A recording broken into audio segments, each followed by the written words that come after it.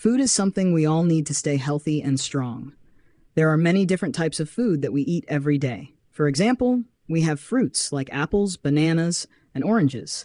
These are colorful and tasty. We also have vegetables like carrots, broccoli, and spinach. Vegetables are good for our bodies because they have vitamins and minerals. Another type of food is grains.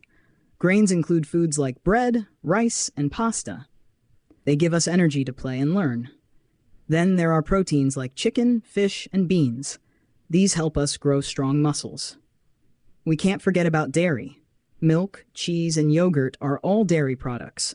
They make our bones and teeth strong. And of course, we have sweets like cookies, cakes, and ice cream.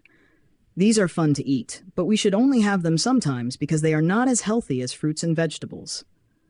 When we eat, it's important to have a balanced diet. That means we should eat a little bit of everything to stay healthy. It's also good to drink water every day to keep our bodies hydrated. Eating together with family and friends is also nice. We can talk and laugh while enjoying our meals. Food is not just for our bodies, it's also for our hearts because it brings us closer together. Overall, food is an important part of our lives. We should eat a variety of foods to stay healthy and happy.